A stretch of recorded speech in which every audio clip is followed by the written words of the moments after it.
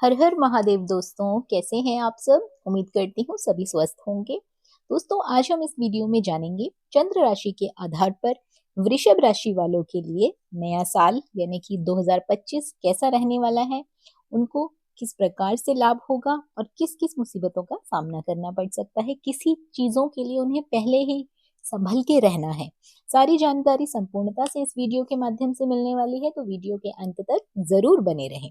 दोस्तों, सबसे पहले बात करते हैं वृषभ राशि वालों के लिए नौकरी और व्यवसाय, यानी कि जो नौकरी कर रहे हैं और जो बिजनेसमैन हैं उनके लिए साल 2025 कैसा रहने वाला है।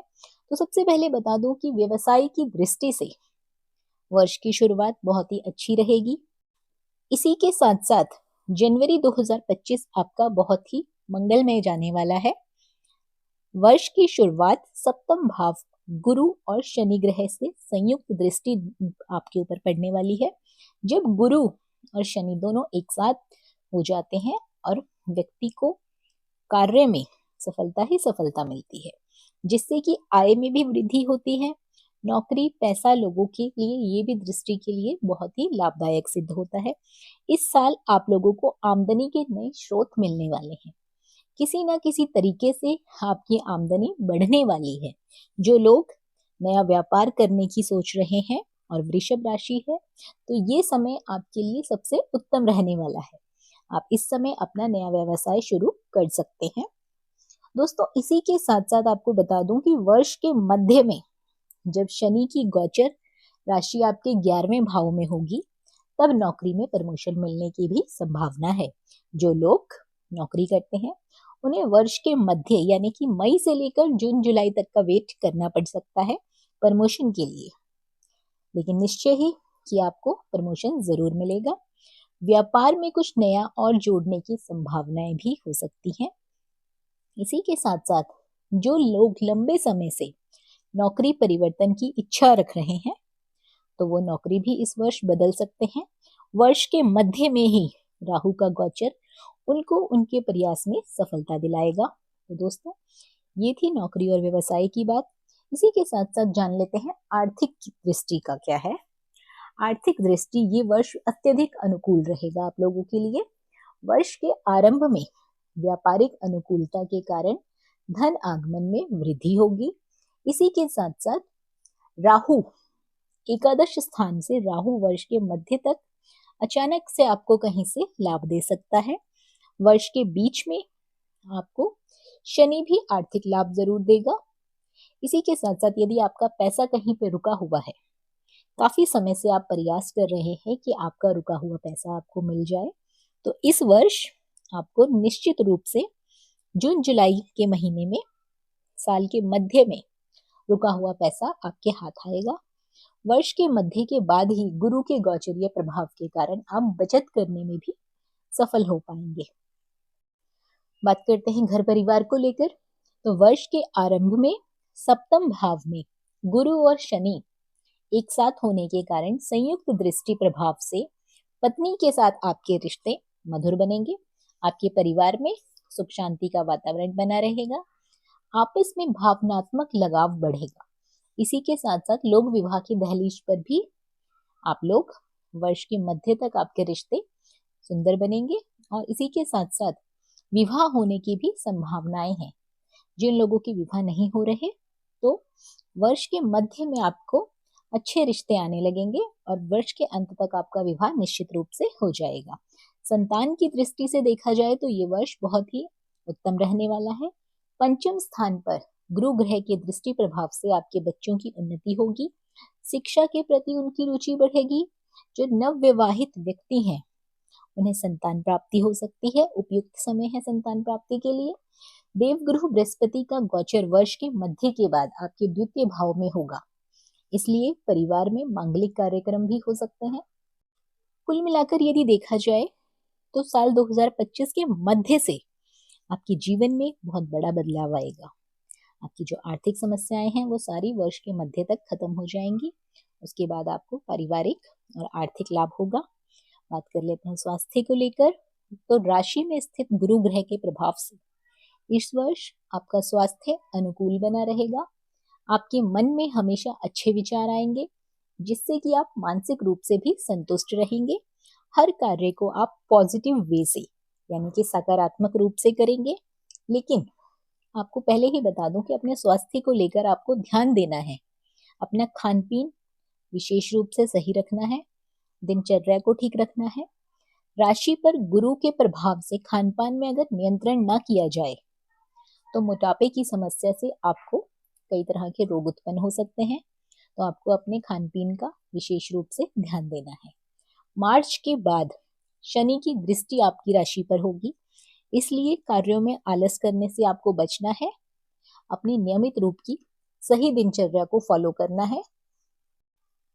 अगर बात की जाए प्रेम संबंध की, तो प्रेम संबंध के मामलों में वर्ष की शुरुआत में देवगुरु बृहस्पति जहां आपके संबंधों को सुधारने में सहायक होंगे, वहीं वर्ष के मध्य राहु और केतु प्रेम संबंधों में अनावश्यक रूप से तनाव पैदा कर सकते हैं। तो वर्ष के मध्य में आपको प्रेम संबंध बनाने के लिए तनाव के दौर से गुजरना पड़ सकता है। आपको पहले ही संभल के रहना है। अप्रैल से शनि की दृष्टि आपके पंचम भाव पर होगी, इसलिए प्रेम संबंधों में ईमानदारी बनाए रखें। तभी यह वर्ष भर प्रेम संबंध के मामले आपके लिए अच्छे होंगे। धोखा देने का ना सोचें, किसी के साथ भी चीट ना करें, तभी आपका प्रेम संबंध सफल हो पाएगा। बात की जाए यात्रा की, तो दोस्तों 2025 में यात्रा की दृष्टि से ये वर्ष आपके लिए नॉर्मल रहने वाला है, बहुत ही सामान्य रहेगा। वर्ष के शुरू से लेकर नवम स्थान पर गुरु की दृष्टि के कारण आपकी लंबी धार्मिक यात्राएं होंगी। आप जो भी यात्रा करेंगे वो तीर्थ स्थल की तरफ आपको ले जाएगी। द्वादश स्थान पर शनि ग्रह की दृष्टि प्रभाव से आपके विदेश के योग बनेंगे। साल के अक्टूबर नवंबर के बाद आपके ये योग प्रबल हो जाएंगे। राहु और केतु का गोचर वर्ष के मध्य के बाद कुछ व्यवसायिक यात्राओं का संकेत आपको दिखा रहा है। अब बात कर लेते हैं कि वर्ष भर में आपको कौन सा उपाय करना है। साल 2025 में कौन सा उपाय करके आप अपने आप को स्वस्थ रख सकते हैं, क्योंकि साल 2025 में आपको स्वास्थ्य थोड़ा ढीला रह सकता है। तो वर्ष की शुरुआत से ही आपको प्राणायाम का विशेष रूप से ध्यान रखना है। प्रतिदिन आपको नियम से प्राणायाम करना है। अपने घर में स्फटिक श्री यंत्र स्थापित कर लें और नित्य उसके सामने श्री लक्ष्मी सूक्त का पाठ करें। घी का एक दीपक प्रतिदिन उसके सम्मुख प्रज्वलित करें। बहुत ही सरल उपाय है दोस्तों, इसे जरूर कर लीजिए। दोस्तों, चंद्र राशि के आधार पर आज हम बात करने जा रहे हैं मिथुन राशि वालों के लिए नया साल यानी कि 2025 कैसा रहने वाला है। तो सबसे पहले बात कर लेते हैं नौकरी और व्यवसाय को लेकर। तो दोस्तों, व्यवसाय की दृष्टि से यदि देखा जाए तो वर्ष की शुरुआत कुछ मिली जुली सी रहेगी, उतार चढ़ाव आएंगे। वर्ष के शुरू में द्वादश स्थान पर गुरु ग्रह के गोचरीय प्रभाव से कार्य व्यवसाय में आपको कुछ विशेष लाभ प्राप्त नहीं होने वाला है। आपको कड़ी मेहनत करनी पड़ेगी। अपने व्यापार में सफलता प्राप्ति के लिए आपको अधिक प्रयास करना पड़ेगा।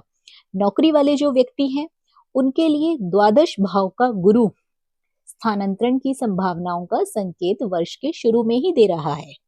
वर्ष के शुरू के महीनों में ही आपके नौकरी परिवर्तन होने की संभावना है। वर्ष के मध्य के बाद आपकी राशि पर गुरु के प्रभाव से आपके कार्य व्यवसाय में विशेष लाभ अर्जित होगा। आपका वर्ष का जो मध्य है उस समय आपको धन लाभ होगा। आपका नौकरी व्यवसाय अच्छा चलेगा। साल के शुरुआत में आपको काफी भागदौड़, काफी मेहनत करनी पड़ेगी नौकरी और व्यवसाय को अच्छा बनाने के लिए। राहु और केतु का गोचर वर्ष के मध्य तक आपकी पत्रिका में दशम भाव पर रहेगा, इसलिए कार्य व्यवसाय में कुछ परिवर्तन या फिर कुछ नया जोड़ होने की संभावना बनी रहेगी। नौकरी करने वाले लोगों को वर्ष के मध्य तक नौकरी में परिवर्तन लाना पड़ेगा। मार्च के बाद शनि का गोचर आपकी राशि से दशम भाव की तरफ प्रारंभ हो जाएगा, जो कि आपके कार्य में, व्यवसाय में पिछले काफी लंबे समय से परेशानियां चल रही हैं, वो खत्म होने की ओर संकेत करता है। आपके कार्य व्यवसाय में एक ठहराव आएगा। जो आप परेशानियों का सामना कर रहे थे वर्ष के मध्य से, वो परेशानियां कम हो जाएंगी। लेकिन दशम भाव का जो शनि है वो आपसे कड़ी मेहनत करवाएगा। बात कर लेते हैं आर्थिक दृष्टि से। यदि देखा जाए साल 2025 में आर्थिक दृष्टि से ये वर्ष आपके लिए कुछ मिला जुला सा रहने वाला है, उतार चढ़ाव आएंगे। वर्ष की शुरुआत में द्वादश स्थान में गुरु का धनागमन से रुकावटें उत्पन्न होगी। द्वादश स्थान पर जो गुरु है वो आपके धन आने में रुकावट उत्पन्न कर सकता है, जिससे आपकी आर्थिक उन्नति में कमी आ सकती है। इस समय के अंतराल में आपको कहीं भी निवेश नहीं करना है, नहीं तो आपको लाभ की उम्मीद बहुत कम हो जाएगी। यानी कि आपको नए साल के शुरुआती महीनों में धन निवेश कहीं नहीं करना है दोस्तों। वर्ष के मध्य में जब आपकी राशि से गुरु का गोचर अपनी राशि में होगा, उस समय आपकी आर्थिक स्थिति में विशेष रूप से सुधार आएगा। दशम स्थान के शनि अप्रैल के महीने से आपके लिए आमदनी के नए स्रोत उत्पन्न करेंगे। आपकी आर्थिक दृष्टि से देखा जाए तो आपकी आर्थिक स्थिति अप्रैल के बाद कुछ सामान्य चलेगी। पांचवी दृष्टि से राहु आपके द्वितीय भाव को देखेंगे, इसलिए धन संचय करने में आपको वर्ष के मध्य तक काफी कठिनाइयों का सामना करना पड़ सकता है। वर्ष के मध्य में जब राहु का गोचर नवम भाव पर, शनि का गोचर दशम भाव पर होगा, उस समय धन संचय की स्थितियां बनेंगी। कुछ अचल संपत्ति भी आपको इस वर्ष प्राप्त हो सकती है। बात कर लेते हैं घर परिवार को लेकर। दोस्तों आपको बता दिया है मैंने, आर्थिक दृष्टि से यदि देखा जाए तो वर्ष की शुरुआत आपके लिए काफी चुनौतियों भरी रहने वाली है। अप्रैल मई के बाद आपके पास धन संचय होने के चांसेस हैं। यदि आप नया बिजनेस शुरू करने की सोच रहे हैं तो अप्रैल मई के बाद ही आप किसी भी जगह पर निवेश करें, उससे पहले निवेश बिल्कुल भी ना करें। घर परिवार और रिश्तों की यदि बात की जाए तो पारिवारिक दृष्टि से ये वर्ष आपके लिए अनुकूल रहेगा। वर्ष की शुरुआत में चतुर्थ स्थान पर गुरु ग्रह की दृष्टि प्रभाव से परिवार में अनुकूलता बनी रहेगी। परिवार में एक दूसरे के प्रति परस्पर सहयोग की भावना उत्पन्न होगी। वर्ष के मध्य में, वर्ष का जब आपका मध्य भाग निकल जाएगा, मई जून का महीना, उसके बाद देवगुरु बृहस्पति के 7वें भाव पर दृष्टि पत्नी के साथ संबंधों में बहुत अनुकूलता प्रदान करेगी, जिससे कि परिवार में सुख शांति का वातावरण बना रहेगा। वर्ष के मध्य में देवगुरु बृहस्पति की दृष्टि पंचम और 7वें नवम भाग में होगी, इसलिए परिवार में कुछ मांगलिक कार्यक्रम होने के भी योग बनेंगे। संतान की दृष्टि से वर्ष का शुरुआत जो है सामान्य रहेगा। वर्ष के आरंभ में द्वादश स्थान पर गुरु संतान से संबंधित कुछ चिंताएं भी आपको दे सकता है, तो आपको थोड़ा संभल कर रहना है। मई के बाद राशि में स्थित गुरु के प्रभाव से आपके बच्चे निरंतर प्रगति करेंगे, शिक्षा के क्षेत्र में उन्नति प्राप्त करेंगे। उच्च स्टडी के लिए, पढ़ाई के लिए उन्हें आसानी से प्रवेश मिल सकता है। बात करते हैं स्वास्थ्य को लेकर। तो दोस्तों स्वास्थ्य की दृष्टि से वर्ष का प्रारंभ नॉर्मल रहने वाला है। द्वादश स्थान का गुरु आपके स्वास्थ्य में उतार चढ़ाव की स्थिति बना सकता है। जो शुगर के मरीज हैं, मधुमेह रोगी हैं, उन्हें परहेज करने की आवश्यकता है। गुरु ग्रह के कारण कुछ इन्फेक्शन हो सकता है, पेट संबंधी समस्याएं आ सकती हैं। तो मई के बाद देवगुरु बृहस्पति का गोचर राशि में होने से आपकी मानसिक स्थिति में बहुत सुधार आएगा।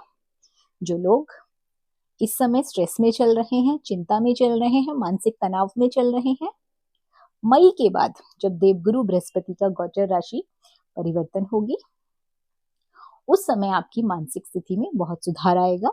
स्वास्थ्य उत्तम रहेगा, किंतु खान पान का आपको विशेष रूप से ध्यान रखना होगा। पूरे साल आपको अपने खान पीन पर ध्यान देना है, नहीं तो आपको पेट से संबंधित समस्याओं का सामना करना पड़ सकता है। बात कर लेते हैं प्रेम संबंध के को लेकर। तो प्रेम संबंध के लिए विशेष रूप से ये साल आपके लिए अनुकूल नहीं रहने वाला है। वर्ष की शुरुआत से ही वर्ष के मध्य तक प्रेम संबंधों में किसी न किसी कारण तनाव बना रहेगा। मई के बाद जब देवगुरु बृहस्पति का गोचर आपकी राशि पर होगा, इसके बाद आपके मधुर संबंधों में, प्रेम संबंधों में मिठास आएगी, आपके संबंध मधुर बनेंगे, स्थिति में सुधार आएगा। तो आपको मई तक का वेट करना होगा। जनवरी से लेकर अप्रैल मई तक आपको बहुत ही संभल कर चलना है। किसी भी चीज को जल्दबाजी में, घबराहट में, चिंता में नहीं करना है। राहु का गोचर वर्ष के मध्य के बाद आपके नवम भाव पर होगा।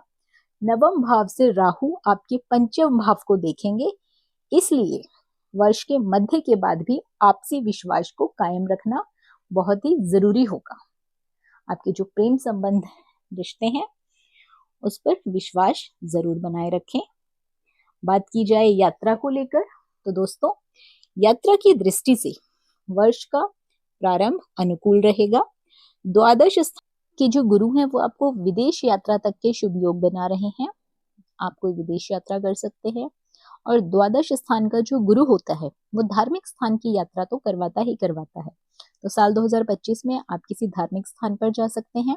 वर्ष के मध्य के बाद शनि का प्रभाव आपके द्वादश भाव पर आ जाएगा, जिससे कि आपकी कुछ नौकरी संबंधी, व्यवसाय संबंधी, व्यापार संबंधी यात्राएं भी हो सकती हैं। बात कर लेते हैं साल 2025 के उपाय को लेकर कि आपको साल 2025 में कौन सा उपाय करना है जिससे कि आपका जीवन सुखमय व्यतीत हो, आपको आर्थिक समस्याएं ना आए, स्वास्थ्य संबंधी समस्याएं ना आए। तो वर्ष की शुरुआत में मंदिर या धार्मिक स्थान पर पीले फल और बेसन के लड्डू बांटें।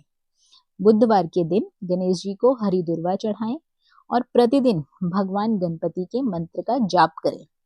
ये उपाय यदि आप वर्ष भर करेंगे तो आपका जो 2025 है वो सुखमय व्यतीत होगा। दोस्तों इसमें ऐसा नहीं करना है कि आपको प्रतिदिन जाके लड्डू बांटने हैं।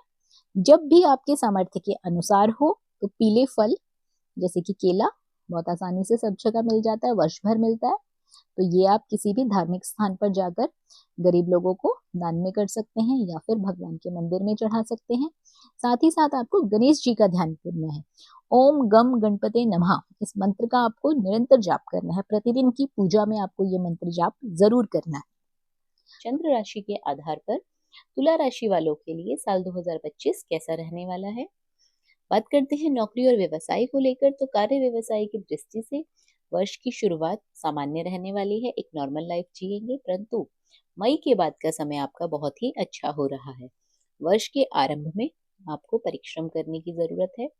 कार्य क्षेत्र में सफलता अवश्य रूप से प्राप्त करेंगे। राशि से अष्टम भाव में देवगुरु बृहस्पति का गोचर आपके व्यवसाय में उतार चढ़ाव के योग बनाते रहेंगे, लेकिन वर्ष के मध्य के बाद देवगुरु बृहस्पति का गोचर आपकी राशि से नवम भाव पर होगा, जो कि बहुत अनुकूल रहेगा। शनि का गोचर मार्च के बाद राशि से छठे भाव पर रहेगा, इसलिए आप नौकरी करने वाले व्यक्तियों को शनि कुछ कठिनाइयां दे सकता है। कार्य क्षेत्र से संबंधित जानकारियों के लिए अधिकारियों के साथ सामंजस्य बनाकर रखना होगा, किंतु देवगुरु बृहस्पति का गोचर आपके लिए सहायक बना रहेगा। आने वाली समस्याओं के हल भी आपको धीरे धीरे होते रहेंगे, समय समय पर मिलते रहेंगे। वर्ष के मध्य तक राहु और केतु का गोचर आपकी राशि से छठे और 12वें भाव पर होगा। इस समय में व्यावसायिक गतिविधियों में आपको बाहरी निवेश प्राप्त हो सकता है। वर्ष के मध्य तक राहु का गोचर नौकरी करने वाले व्यक्तियों के लिए कुछ समस्या उत्पन्न करता रहेगा। वर्ष के मध्य के बाद यानी कि मई जून जुलाई के बाद आपका जो राहु का गोचर है आपके लिए अनुकूल होगा, आपको बिजनेस के मामले में सफलता देना शुरू कर देगा। बात कर लेते हैं आर्थिक दृष्टि को लेकर, तो दोस्तों आर्थिक दृष्टि से वर्ष की शुरुआत जो है अनुकूल रहने वाली है। द्वितीय स्थान पर गुरु और शनि ग्रह की संयुक्त दृष्टि के प्रभाव से आप अपनी सेविंग्स करने में सफल रहेंगे, बचत करने में सफल रहेंगे। जो व्यक्ति रत्न आभूषण खरीदना चाहते हैं उनको यहाँ से भी लाभ प्राप्त होगा। अचल संपत्ति के साथ साथ वाहन आदि का भी सुख आपको इस बार प्राप्त होने वाला है। आपके घर में नया वाहन आ सकता है। वर्ष के मध्य के बाद देवगुरु बृहस्पति का गोचर आपकी राशि से नवम भाव पर होगा, इसलिए आर्थिक मामलों में ये स्थिति आपके लिए ज्यादा अनुकूल रहेगी। शनि का गोचर मार्च से आपके छठे भाव पर होगा, इसलिए अगर कहीं धन आपका लंबे समय से फंसा हुआ है, नहीं मिल पा रहा आपको, तो साल 2025 में आपको ये रुका हुआ धन अवश्य रूप से मिल जाएगा। बात कर लेते हैं घर परिवार और रिश्तों को लेकर। तो दोस्तों, पारिवारिक रूप से भी आपका ये वर्ष जो है अनुकूल रहने वाला है। चतुर्थ और द्वितीय स्थान पर गुरु की दृष्टि जब पड़ती है, आपके परिवार में सुख शांति का वातावरण वर्ष के मध्य तक बना रहेगा। घरेलू वातावरण अच्छा रहेगा। वर्ष की शुरुआत से लेकर मार्च तक का समय सप्तम भाव की शनि की दृष्टि प्रभाव से रहेगा, इसलिए आपके जीवन साथी के स्वास्थ्य के प्रति सचेत रहना होगा। आपके लाइफ पार्टनर के स्वास्थ्य में उतार चढ़ाव आ सकते हैं। मार्च के बाद शनि का गोचर जब परिवर्तित होगा तो आपके जीवन साथी के स्वास्थ्य में सुधार अपने आप आना शुरू हो जाएगा। राहु का गोचर वर्ष के मध्य के बाद आपके पंचम भाव पर होगा, इसलिए आप दोनों के आपसी रिश्तों में तनाव की स्थिति बन सकती है। तो आपको पहले ही अपने विचारों में सामंजस्य बिठाना होगा। आपको शक नहीं करना है, स्ट्रेस नहीं लेना है, तनाव नहीं लेना है, एक दूसरे पे ऑब्लिगेशन नहीं उठाना है, उंगलियां नहीं उठानी है कि आपने गलत किया, नहीं तूने गलत किया। ये चीज आपको बिल्कुल भी नहीं करनी है। संतान की दृष्टि से यदि देखा जाए तो ये वर्ष आपके लिए अनुकूल रहेगा। वर्ष के प्रारंभ से लेकर मार्च तक पंचम भाव पर शनि के स्वग्रही होने के कारण बच्चों की उन्नति होती रहेगी। वर्ष के मध्य के बाद गुरु ग्रह के गोचर में प्रवेश करने के बाद आपका समय काफी अनुकूल रहेगा। आपके बच्चे उच्च शिक्षा प्राप्ति के लिए शुभ योग बन रहे हैं। इसी के साथ साथ जिन लोगों की संतान नहीं हो रही है, राहु का गोचर पंचम भाव में होने से संतान को लेकर कुछ चिंताएं दे सकता है। जिन लोगों की संतान विदेश यात्रा प्राप्त करना चाहती हैं, काफी लंबे समय से कार्य कर रहे हैं पर सफलता नहीं मिल रही, तो इस वर्ष साल 2025 में वर्ष के मध्य के बाद संतान के इच्छुक सारी इच्छाएं जो हैं वो पूरी हो जाएंगी। विदेश यात्रा पढ़ने के लिए योग बन रहे हैं। बात करते हैं आपके स्वास्थ्य को लेकर, यानी कि तुला राशि वालों का स्वास्थ्य इस साल कैसा रहने वाला है। तो वर्ष की शुरुआत से स्वास्थ्य की दृष्टि से ये वर्ष अनुकूल नहीं रहेगा। अष्टम भाव पर गुरु के कारण आपके स्वास्थ्य में उतार चढ़ाव बना रहेगा। मौसम जनित जो बीमारियां हैं वो थोड़ी बहुत परेशानियां दे सकती हैं। यदि पहले से कोई बीमारी है तो आपको परहेज रखने की आवश्यकता है। वर्ष के मध्य के बाद देवगुरु बृहस्पति का गोचर आपकी राशि से नवम भाव पर होगा और वह पांचवी दृष्टि से आपकी राशि को देखेंगे, इसलिए स्वास्थ्य में शीघ्र ही सुधार होगा। मानसिक शांति और वातावरण प्रसन्नता का बना रहेगा, किंतु राशि के छठे भाव पर शनि का गोचर यदा कदा आपको पेट संबंधित परेशानियां देता रहेगा, इसलिए इस पूरे वर्ष प्राणायाम जरूर करें। साथ ही साथ अपने खान पान पर नियंत्रण बना के रखें, परहेज करें। ये ना हो कि आप कुछ भी खा रहे हैं और फिर आपका स्वास्थ्य बिगड़ रहा है। आप अपने खान पान पर विशेष रूप से लागू काम। बात करते हैं प्रेम संबंध को लेकर। जिन लोगों के प्रेम संबंध चल रहे हैं, प्रेम संबंधों के मामले में वर्ष की शुरुआत से लेकर मार्च तक का समय तो बहुत अच्छा रहने वाला है। इसके बाद पंचम भाव पर स्वामी शनि का गोचर आपकी राशि से छठे भाव पर होगा, जो प्रेम संबंध में परेशानियां खड़ी कर सकता है। वर्ष के मध्य के बाद पंचम भाव से राहु के गोचरीय प्रभाव के कारण प्रेम संबंधों में जो परेशानियां दिखाई दी हैं, अपने सामंजस्य और विश्वास की कमी की वजह से प्रेम संबंधों में असफलता की संभावनाएं भी इस वर्ष बन रही हैं। तो यदि आपको लगता है कि आपका प्रेम संबंध है कहीं पे, तो आपको बहुत ही प्रेम पूर्वक वो रिश्ता निभाना है, नहीं तो आपको जीवन में प्रेम संबंध में असफलता मिलने की संभावनाएं बन रही हैं। विनम्र पूर्वक अपना रिश्ता निभाइए। दोस्तों, बात कर लेते हैं यात्राओं को लेकर। तो यात्रा की दृष्टि से ये वर्ष आपके लिए अति उत्तम रहने वाला है। वर्ष के प्रारंभ में द्वादश स्थान पर गुरु की दृष्टि प्रभाव से आप विदेश यात्रा कर पाएंगे। मई के बाद छोटी मोटी यात्राओं की करेंगे। उसी के साथ साथ आपकी लंबी यात्राएं भी होती रहेंगी।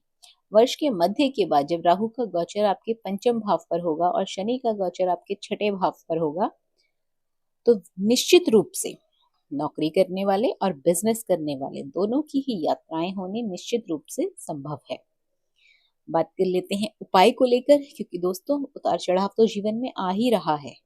इसके साथ यदि आप उपाय भी कर लेंगे तो आपका जीवन सुख में व्यतीत होगा, आसानी से व्यतीत होगा, परेशानियां कम।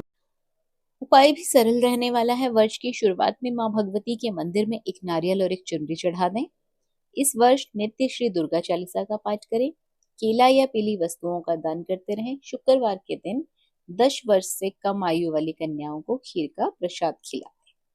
ये कार्य आप वर्ष की शुरुआत में ही कर लें ताकि आपका जीवन सुख में व्यतीत हो। साल 2025 आपके लिए आरामदायक रहे। मकर राशि के वार्षिक राशिफल के बारे में यानी कि कैप्रिकॉर्न के बारे में हम जानेंगे इस वीडियो में कि ये साल कैसा रहने वाला है मकर राशि वालों के लिए। दोस्तों, सारी जानकारी के लिए वीडियो के अंत तक जरूर बने रहें क्योंकि बहुत से उतार चढ़ाव आने वाले हैं, बहुत कुछ अच्छा होने वाला है। तो चलिए जान लेते हैं। कार्य व्यवसाय की दृष्टि से यदि बात की जाए तो ये साल आपके लिए बिल्कुल नॉर्मल रहने वाला है। इसके बाद जो बात करते हैं व्यापार में सफलता प्राप्त करने के लिए आपको लगातार बहुत ज्यादा परिश्रम करना पड़ सकता है। द्वितीय भाव में शनि के कारण परिश्रम का फल पूर्ण नहीं मिलेगा आपको, किंतु मार्च के बाद शनि का गोचर आपकी तृतीय भाव में होने से आपका जो परिश्रम किया है उसका लाभ मिलना आपको मार्च के बाद शुरू हो जाएगा। इस समय के अंतराल में कोई नया कार्य शुरू बिल्कुल भी ना करें। जो कार्य पहले से चले आ रहे हैं उन्हीं कार्यों में सुधार करने की आपको आवश्यकता है। अपने कार्यस्थल पर अपनी वाणी पर नियंत्रण जरूर रखें। अगर आप अपनी वाणी पर नियंत्रण नहीं रखेंगे तो आपका लड़ाई झगड़ा होने की संभावना है। आपके लिए लाभ रहेगा कि आप अपनी वाणी पर संयम रखें। नौकरी करने वाले जो व्यक्ति हैं, मार्च के बाद स्थितियां अनुकूल होंगी। मेहनत के प्रतिफल रूप में इस वर्ष उनको प्रमोशन मिलने वाला है। शनि लगातार मेहनत और संघर्ष की स्थिति बनाकर रखे हुए हैं। इस वर्ष मार्च के बाद उसमें राहत मिलने की संभावनाएं हैं। काफी समय से आपको शनि परेशान कर रहा था, तो अब आपका जो शनि है वो शांत होने वाला है। देवगुरु बृहस्पति का गोचर वर्ष के मध्य तक आपके पंचम भाव के लिए आपके लिए लाभदायक रहेगा। इसके बाद आपके छठे भाव में देवगुरु बृहस्पति का गोचर आपकी सहयोगी और आपके संबंधित अधिकारियों के साथ संबंधों में सुधार की स्थितियां बनाएगा। राहु और केतु का गोचर आपके लिए वर्ष के मध्य के बाद कुछ ज्यादा अनुकूल नहीं रहने वाला।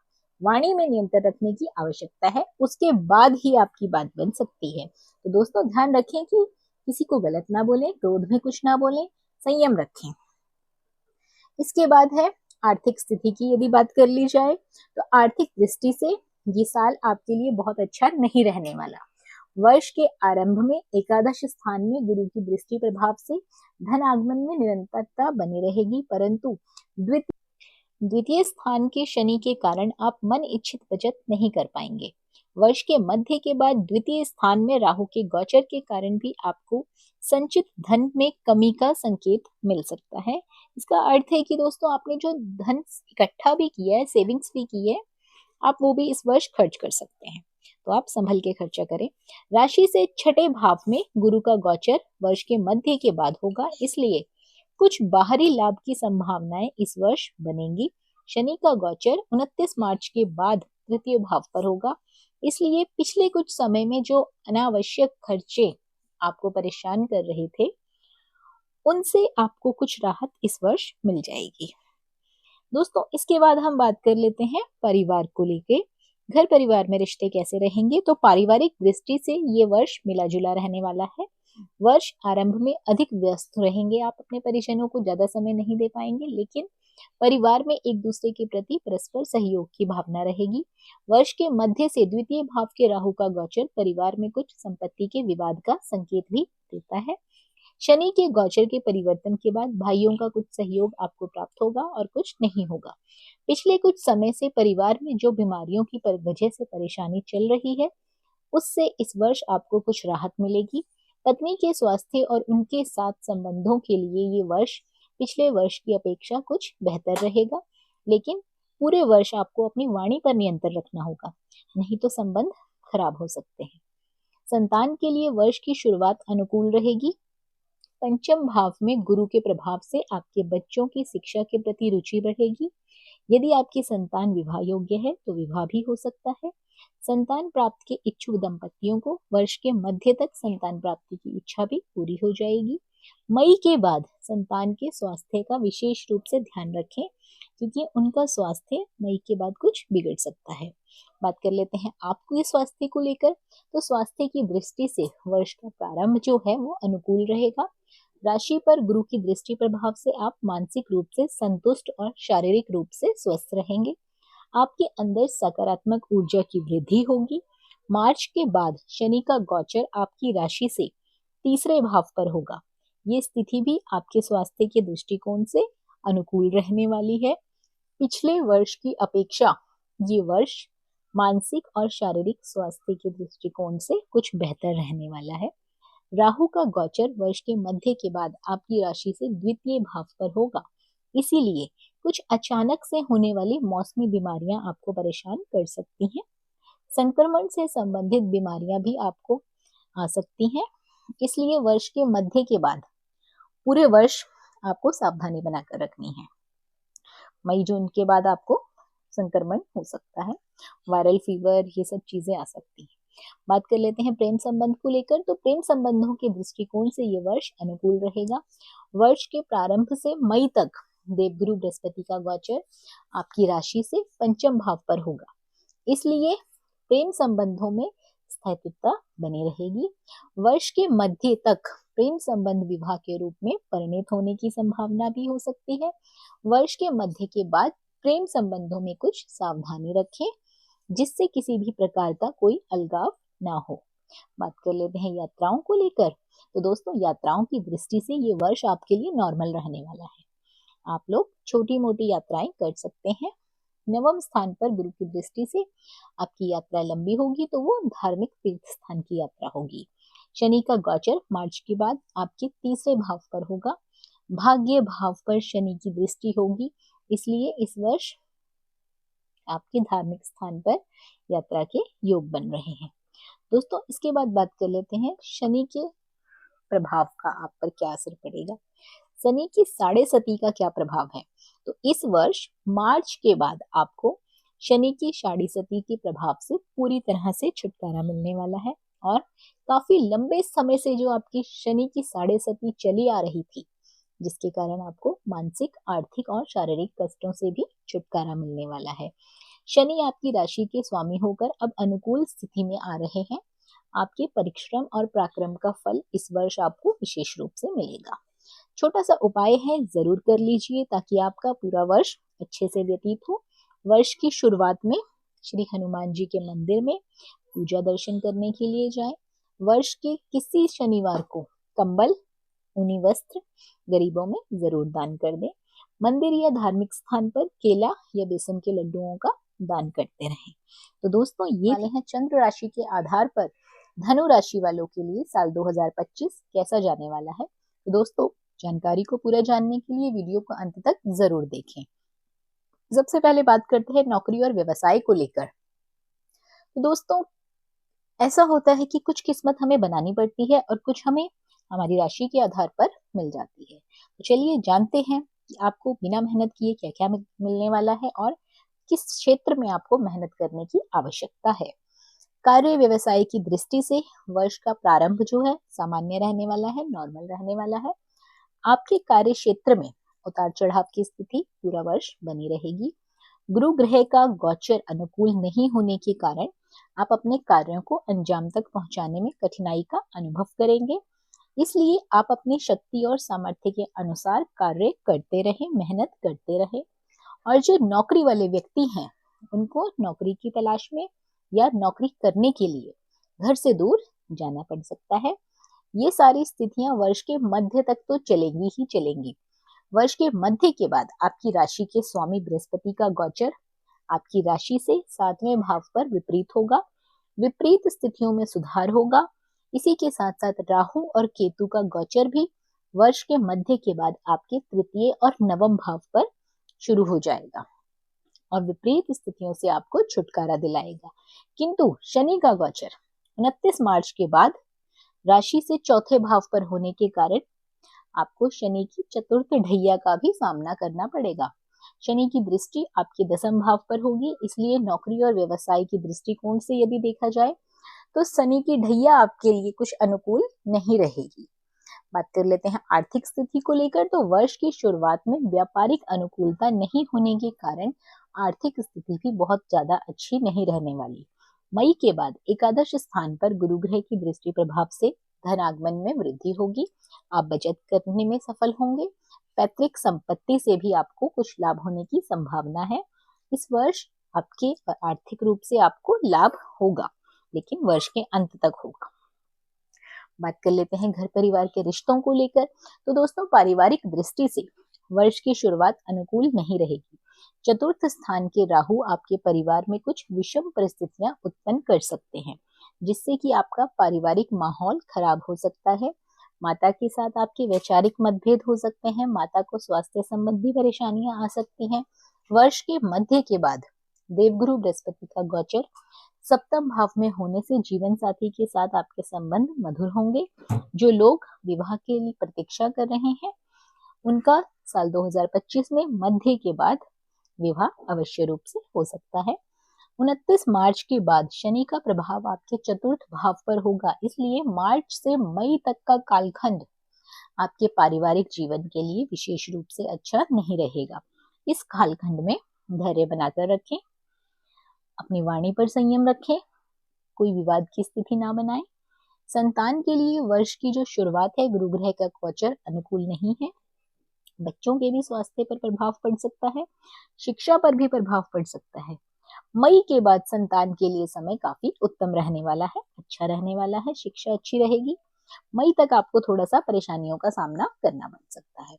यदि आपके स्वास्थ्य की बात की जाए तो स्वास्थ्य की दृष्टि से साल 2025 आपके लिए भी कुछ खास उत्तम नहीं रहने वाला। छठे स्थान का गुरु पिछले कुछ समय से छोटी मोटी बीमारियों से आपको प्रभावित कर रहा है। ऐसे में स्वास्थ्य का ख्याल रखना बहुत ज्यादा जरूरी है। यदि पहले से कोई लंबी बीमारी से आप ग्रसित हैं तो परहेज बनाकर रखें।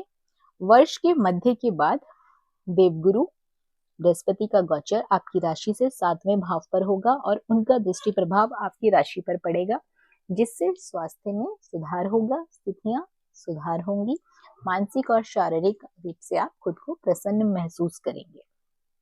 इसी के साथ साथ दोस्तों, 29 मार्च से शनि की ढैया शुरू हो रही है, इसलिए मानसिक रूप से थोड़ी बहुत परेशानी आपको आ सकती है, क्योंकि जो शनि है वो मानसिक रूप से भी पीड़ा देता है। उनका समाधान धैर्य पूर्वक निकालें, अपने स्वास्थ्य को प्रभावित ना होने दें। बात करते हैं प्रेम संबंध को लेकर। तो प्रेम संबंधों के मामले में वर्ष की शुरुआत अच्छी नहीं रहेगी। जैसा कि मैं पहले बता रही हूँ कि आपका जनवरी, फरवरी, मार्च तक आपको परेशानी आ सकती है। शनि के गोचर परिवर्तन के बाद प्रेम संबंधों के मामले में सुधार देखने को मिलेगा। इस वर्ष कुछ नए प्रेम संबंध बनेंगे, कुछ पुराने प्रेम संबंधों से अलगाव होने की स्थिति है। ऐसी स्थिति में प्रेम संबंधों के मामले में सजग रहना, साथी के साथ सामंजस्य बिठा के रखना, विश्वास कायम रखने की जरूरत है इस वर्ष। यात्राओं की यदि बात की जाए तो यात्रा की दृष्टि से ये वर्ष अनुकूल रहेगा। वर्ष के प्रारंभ से द्वादश स्थान एवं गुरु और शनि ग्रह की संयुक्त दृष्टि प्रभाव से आपकी विदेश यात्रा तक के योग बन रहे हैं। इस वर्ष आप धार्मिक यात्राओं के भी योग हैं, आपके परिवार के साथ यात्रा कर सकते हैं। बात करते हैं शनि की ढैया का क्या असर होगा। तो दोस्तों, इस साल 29 मार्च के बाद शनि का गोचर आपकी राशि से चतुर्थ भाव पर होगा, इसलिए शनि की ढैया शुरुआत इसी वर्ष हो जाएगी। राशि से चतुर्थ भाव पर शनि की ढैया पारिवारिक मामलों में कुछ मानसिक रूप से कष्ट देती है। माता के स्वास्थ्य का विशेष रूप से ध्यान रखना पड़ेगा। माता के साथ वैचारिक विचारों का तालमेल बना के रखना होगा, तभी शनि का गोचर आपके लिए लाभदायक सिद्ध होगा। बात करते हैं महा उपाय को लेकर। तो वर्ष की शुरुआत में भगवान श्री हरि विष्णु के मंदिर में जाकर पूजा कर ले। शनिवार के दिन शाम को सरसों के तेल का दीपक पीपल के वृक्ष के नीचे भी आप जला सकते हैं। शनिदेव के सम्मुख भी दीपक जला सकते हैं। इसी के साथ पीले फल, पीली वस्तुओं का दान करें। गाय को चारा खिलाएं। आप गाय को फल भी खिला सकते हैं, पीला फल खिला दीजिए, ये आपके लिए उत्तम होगा। मैं बात करने वाले हैं चंद्र राशि के आधार पर कुंभ राशि वालों के लिए नया साल 2025 कैसा रहने वाला है। बात कर लेते हैं नौकरी और व्यवसाय को लेकर। तो कार्य व्यवसाय की दृष्टि से ये वर्ष आपके लिए नॉर्मल रहने वाला है। वर्ष की शुरुआत से मार्च तक राशि पर शनि के प्रभाव से आप आलस्य प्रभावित कर सकते हैं, आलस्य महसूस करेंगे, काम करने की आपकी इच्छा नहीं होगी, लेकिन इसके बावजूद भी दोस्तों आपको काम अवश्य रूप से करना है, मेहनत करनी है, नहीं तो आपका जो व्यवसाय है वो हानि की तरफ जा सकता है, उस पर प्रभाव पड़ेगा। यदि आप साझेदारी में कार्य कर रहे हैं तो आपका जो पार्टनर है, साझेदार है, वो आपसे संतुष्ट भी नहीं रहेंगे, इसलिए इच्छा लाभ की प्राप्ति से। आपको यदि लाभ की इच्छा है तो आपको कड़ी मेहनत इस वर्ष करनी पड़ेगी। नौकरी करने वाले व्यक्तियों के लिए मार्च के बाद का समय अति उत्तम रहने वाला है। वर्ष के मध्य तक देवगुरु बृहस्पति का गोचर आपकी राशि से चतुर्थ भाव पर होगा, जो कि आपके लिए बहुत ही लाभदायक सिद्ध होता रहेगा। वर्ष मध्य के बाद राहु का गोचर आपकी राशि और देवगुरु बृहस्पति का गोचर राशि से पंचम भाव पर होगा। व्यवसायिक दृष्टिकोण से ये स्थिति आपके लिए बहुत ही लाभदायक रहने वाली है। राहु का गोचर, जिसके कारण आपको फैसले बहुत ही सोच समझ कर लेने होंगे। जो लोग नौकरी में परिवर्तन की उम्मीद लगाकर बैठे हैं, उनके लिए साल की शुरुआत अच्छी रहने वाली है। शनि का गोचर मार्च के बाद आपकी राशि से दूसरे भाव पर होगा, इसीलिए परिवर्तन की संभावनाएं बन रही हैं, योग बन रहे हैं, नौकरी परिवर्तन हो सकता है।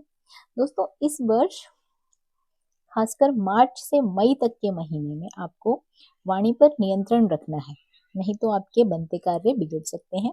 नौकरी और व्यवसाय में नुकसान भी हो सकता है। जो भी बात करें सोच समझकर संयम से करें। आर्थिक दृष्टि से यदि देखा जाए तो ये वर्ष आपके लिए अनुकूल नहीं रहेगा। द्वितीय स्थान के राहु आर्थिक मामलों में उतार चढ़ाव की स्थिति बना रहे हैं। इसके फलस्वरूप आप बचत नहीं कर पाएंगे। आर्थिक निर्णय लेने से पहले उसे क्षेत्र से जुड़ी हुई अनुभवी लोगों से सलाह अवश्य ले लें। यदि आप कहीं निवेश करने का सोच रहे हैं तो सोच समझ के निवेश करें। वर्ष के मध्य के बाद आर्थिक मामलों में आपको सफलता ही सफलता हासिल होगी। देवगुरु बृहस्पति का गोचर आपकी राशि से पंचम भाव पर होगा और उनकी दृष्टि एकादश भाव से होने पर आमदनी के कुछ नए अवसर आपको मिलेंगे।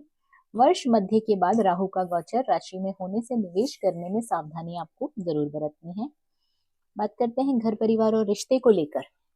तो दोस्तों, वर्ष के आरंभ में द्वितीय स्थान के राहु के प्रभाव से आपके परिवार में कुछ विषम परिस्थितियां उत्पन्न हो सकती हैं। परिवार में एक दूसरे के प्रति वैचारिक मतभेद उत्पन्न हो सकते हैं, जिसके फलस्वरूप आपकी पारिवारिक अनुकूलता भंग हो सकती है। शनि का गोचर मार्च तक आपकी राशि पर रहेगा, इसलिए पत्नी के साथ संबंध और उनका स्वास्थ्य भी प्रभावित हो सकता है। वर्ष के मध्य के बाद जब राहु का गोचर आपकी राशि और केतु का गोचर आपकी राशि से 7वें भाव पर होगा, तो पत्नी के साथ अलगाव, दूरी और उनके स्वास्थ्य संबंधी परेशानियां जो देती रहेंगी। जो लोग लंबे समय से वैवाहिक जीवन में सामंजस्य की कमी को लेकर परेशान हैं, उनके लिए ये वर्ष राहत की उम्मीद लेकर अच्छा नहीं माना जाएगा। संतान की दृष्टि से वर्ष का प्रारंभ सामान्य रहने वाला है। आपके बच्चे अपने परिश्रम के बल पर आगे बढ़ेंगे। मई के बाद गुरु ग्रह का गोचर पंचम स्थान में हो रहा है, उसके बाद संतान के लिए समय काफी अनुकूल हो जाएगा। संतान यदि विवाह के योग्य है तो उनके विवाह की संभावनाएं बनेंगी। वर्ष के अंत तक विवाह हो जाएगा। जो दंपति संतान प्राप्ति की इच्छुक है, उनको संतान प्राप्ति के भी योग इस वर्ष बन रहे हैं। स्वास्थ्य की दृष्टि से यदि बात किया जाए तो स्वास्थ्य की दृष्टि से ये साल नॉर्मल रहने वाला है।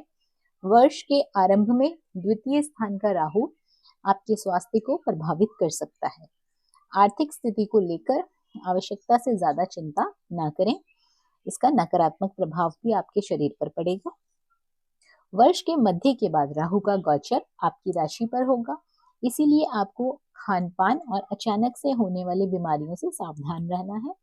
पूरे वर्ष आपको योगा करना है, प्राणायाम करना है, साथ ही साथ खान पान पर नियंत्रण रखना है।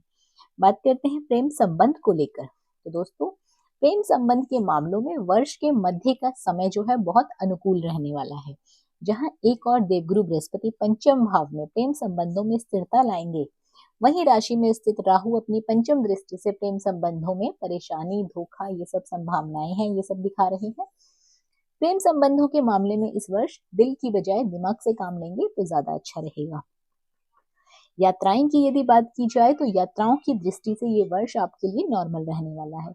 वर्ष के आरंभ में द्वादश स्थान पर गुरु की दृष्टि से विदेश तक के योग बन रहे हैं। लंबी यात्राएं होंगी, धार्मिक यात्रा कर सकते हैं, नौकरी को लेकर यात्रा हो सकती है, बिजनेस को लेकर यात्रा की संभावनाएं हैं। बात करते हैं शनि के 7.5 का प्रभाव। तो दोस्तों, जैसा कि आप सभी लोग जानते हैं कुंभ राशि के लोग पिछले कुछ वर्षों से शनि की साढ़े सती के प्रभाव से चल रहे हैं। शनि का गोचर आपकी राशि पर आपको मानसिक पीड़ा दे रहा है, आर्थिक पीड़ा दे रहा है, पारिवारिक कष्ट दे रहा है। 29 मार्च के बाद शनि की साढ़े सती का अंतिम चरण शुरू हो जाएगा और शनि राशि से द्वितीय भाव पर गोचर करेंगे। शनि का ये गोचर पिछले समय से जो परेशानी चली आ रही है आपको छुटकारा दिलाएगा, आर्थिक स्थिति में सुधार आएगा, पारिवारिक बिखराव जो हो रहा था उसमें कमी आएगी, मानसिक रूप से आप प्रसन्न रहेंगे, स्वस्थ रहेंगे। ये अनुभव आप मार्च के बाद करेंगे। मार्च के बाद आपके जीवन के सभी तरह के कष्ट शीघ्र ही खत्म होने वाले हैं। बात कर लेते हैं उपाय को लेकर। तो दोस्तों, वर्ष की शुरुआत में श्री हनुमान जी के मंदिर में दर्शन और पूजा स्थान के लिए जाएं। वर्ष के किसी दिन शनिवार को हनुमान जी के मंदिर में जाकर उन्हें एक चोला चढ़ाएं। नित्य प्रतिदिन श्री हनुमान चालीसा का पाठ करें। छोटी सी हनुमान चालीसा होती है, आप पूजा करते समय उसका पाठ अवश्य रूप से कर लें। शनिवार के दिन काले कुत्ते को गुड़ और रोटी अवश्य खिलाएं। शाम के समय पीपल के वृक्ष के नीचे सरसों के तेल का एक दीपक जरूर जला दें। ये थी जानकारी कुंभ राशि वालों के लिए। आई है मीन राशि वालों के लिए साल 2025 कैसा रहने वाला है। तो बात कर लेते हैं नौकरी और व्यवसाय को लेकर। कार्य व्यवसाय की दृष्टि से वर्ष का प्रारंभ शुभ फलदायी रहेगा। व्यापार में सफलता प्राप्त के लिए लगातार प्रयास करना पड़ेगा। उसके बाद भी बहुत ज्यादा सफलता प्राप्त नहीं होगी, अतः इस समय के अंतराल में कोई नया कार्य प्रारंभ नहीं करना चाहिए। दोस्तों, आपकी राशि से शनि का गोचर द्वादश भाव में मार्च तक रहेगा। इसके बाद शनि का गोचर आपकी राशि पर होगा और साढ़े सती का द्वितीय चरण प्रारंभ होगा। इसलिए आपके अंदर कार्यों के प्रति उदासीनता और आलस्य की स्थिति भी बनेगी। देवगुरु बृहस्पति का गोचर वर्ष के मध्य तक आपकी राशि से तीसरे भाव पर और वर्ष के मध्य के बाद चौथे भाव पर होगा।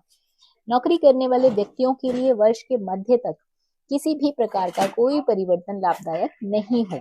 तो दोस्तों, जो नौकरी करने वाले व्यक्ति हैं उनको वर्ष के मध्य तक नौकरी परिवर्तन नहीं करनी है। राहु और केतु का गोचर भी आपकी राशि से सप्तम भाव में होने की वजह से इस समय पर नई नौकरी और व्यवसाय के संबंधित जो भी आप निर्णय लेंगे वो गलत साबित होंगे। इसलिए वर्ष नौकरी में परिवर्तन और व्यवसाय कुछ नया जोड़ने से पहले काफी विचार करना चाहिए। इसलिए संभव हो तो इस वर्ष नौकरी परिवर्तन ना करें तो ही आपके लिए अच्छा होगा। आर्थिक दृष्टि से यदि देखा जाए तो ये वर्ष आपके लिए नॉर्मल रहने वाला है। वर्ष की शुरुआत में एकादश स्थान पर राशि स्वामी गुरु के दृष्टि प्रभाव से धन आगमनता बनी रहेगी, धन आगमन होगा। परंतु शनि और राहु ग्रह का गोचर प्रतिकूल होने के कारण आपकी आर्थिक स्थिति विशेष रूप से अच्छी नहीं होगी। वर्ष के मध्य के बाद राहु का गोचर द्वादश भाव में होने से आर्थिक स्थिति में कुछ हानि होने की भी संभावनाएं दिखाई दे रही हैं। इस वर्ष जोखिम वाले निवेश बहुत सोच समझ कर करें, नहीं तो आपको लाभ की जगह पर हानि होने की संभावना है। देवगुरु बृहस्पति का गोचर वर्ष के मध्य के बाद आपकी राशि से चतुर्थ भाव पर होगा। इसलिए यदि पैतृक संपत्ति के लिए कोई वाद विवाद चल रहा है तो उसमें कुछ सुलझाव की स्थिति बनेगी। वर्ष के मध्य के बाद मकान और वाहन लेने की जो आपकी इच्छा है वो जरूर पूरी हो जाएगी। घर परिवार और रिश्तों की यदि बात की जाए तो पारिवारिक दृष्टिकोण से ये वर्ष कुछ खास नहीं रहने वाला। वर्ष की शुरुआत से मध्य तक राहु का गोचर आपकी राशि में है। मार्च के बाद शनि का गोचर भी राशि में होगा। ये स्थिति आपके पारिवारिक और वैवाहिक जीवन के लिए बिल्कुल भी अच्छी नहीं है। पत्नी के साथ संबंध और उनका स्वास्थ्य दोनों प्रभावित हो सकते हैं। इसीलिए वैवाहिक जीवन में सामंजस्य बनाकर चलना बहुत आवश्यक है। वर्ष के मध्य के बाद देवगुरु बृहस्पति का गोचर आपकी राशि से चतुर्थ भाव पर होगा तथा आपको पारिवारिक जीवन में सुधार देखने को मिलेगा। इस पूरे वर्ष पारिवारिक जीवन में आपको धैर्यपूर्वक काम लेना है, नहीं तो छोटी सी बात में भी पारिवारिक जीवन में अशांति का कारण बन सकती है। संतान की दृष्टि से ये वर्ष आपके लिए नॉर्मल रहने वाला है। वर्ष की शुरुआत से लेकर अंत समय तक बच्चे आपके परिश्रम करेंगे और अपने बल पर ही आगे बढ़ेंगे, लक्ष्य को प्राप्त करेंगे। स्वास्थ्य दृष्टि से यदि देखा जाए तो ये वर्ष आपके लिए कुछ खास नहीं रहने वाला। राशि स्थान पर राहु आपके स्वास्थ्य में उतार चढ़ाव की स्थिति बनाए रखेंगे। 29 मार्च के बाद आपका अचानक से स्वास्थ्य प्रभावित हो सकता है। राशि स्थान पर एक साथ राहु और शनि ग्रह के गोचरीय प्रभाव से आप समय पर खान पान नहीं कर पाएंगे। इसके परिणाम स्वरूप स्वास्थ्य में गिरावट आ सकती है। तो दोस्तों, आपको पूरे वर्ष खान पीन को व्यवस्थित रखना होगा, योगा करना होगा, प्राणायाम का सहारा लेना होगा, जिससे कि आपको मानसिक और शारीरिक शांति मिले, आपका स्वास्थ्य ठीक रहे, आप पॉजिटिव विचारों की तरफ जाएं। बात करते हैं प्रेम संबंध को लेकर। तो प्रेम संबंध के मामलों में ये वर्ष आपके लिए अच्छा नहीं रहेगा। वर्ष के आरंभ में ही वर्ष के मध्य तक राहु का प्रभाव आपके पंचम भाव पर रहेगा, इसलिए प्रेम संबंधों में विश्वास की कमी, धोखा मिलने की संभावना बनी रहेगी। खासतौर पर मार्च से लेकर मई तक का समय प्रेम संबंधों के मामले में अच्छा नहीं है। इस साल नए प्रेम संबंध बनाने से पहले आपको काफी सोच विचार करना पड़ सकता है। बात करते हैं यात्राओं को लेकर। तो दोस्तों, छोटी मोटी यात्राओं के योग हैं, धार्मिक यात्रा का योग है, आप कहीं धार्मिक तीर्थ स्थल पर जा सकते हैं। इसी के साथ साथ यदि आप व्यापार करते हैं तो आपको व्यापार के लिए भी यात्रा के अवसर जरूर मिलने वाले हैं। शनि की साढ़े सती का प्रभाव इस वर्ष, शनि की साढ़े सती का प्रभाव मार्च के बाद तीव्रता से बढ़ेगा। शनि की साढ़े सती का दूसरा चरण 29 मार्च के बाद शुरू होगा। मार्च से मई तक का कालखंड विशेष रूप से सावधानी पूर्वक आपको रहना है, आलस्य करने से बचना है। जो बिजनेस करते हैं, नौकरी करते हैं, यदि उन्होंने लापरवाही की तो उनको हानि हो सकती है। तो पहले से ही लापरवाही करने से बचें। कोई निर्णय लेने से पहले किसी भी अनुभवी व्यक्ति की सलाह जरूर ले लें, ताकि आपका कोई नुकसान ना हो। इसी के साथ साथ उपाय जरूर कर लें, उपाय अवश्य रूप से करें, मैं ये कहूंगी। वर्ष की शुरुआत में श्री हनुमान जी के मंदिर में पूजन करने के लिए जाएं। गुरुवार के दिन भगवान विष्णु के मंदिर में बेसन के लड्डू और पीले फलों का भोग चढ़ाएं। शनिवार के दिन काली वस्तु का दान करें, ऊनी वस्त्रों का दान करें, सर्दी का समय है, गरीबों को दान अवश्य करें। शनिवार के दिन शाम के समय पीपल के वृक्ष के नीचे सरसों के तेल का दीपक वर्ष भर जलाते रहें। ऐसा करने से ये नहीं कहूंगी कि शनि की साढ़े सती खत्म हो जाएगी, लेकिन उसका प्रभाव कम होगा। आपका जो कार्य बिगड़ रहे होंगे वो नहीं बिगड़ेंगे, वो शांतिपूर्वक चलते रहेंगे, लेकिन आपको उपाय साल भर करते रहना है। आशा करती हूँ जानकारी आप लोगों के लिए उपयोगी साबित होगी। वीडियो पसंद आया हो, जानकारी अच्छी लगी हो तो कमेंट बॉक्स में हर हर महादेव लिख के चैनल को सब्सक्राइब कर लें। वीडियो को लाइक और शेयर करना बिल्कुल ना भूलिए। धन्यवाद।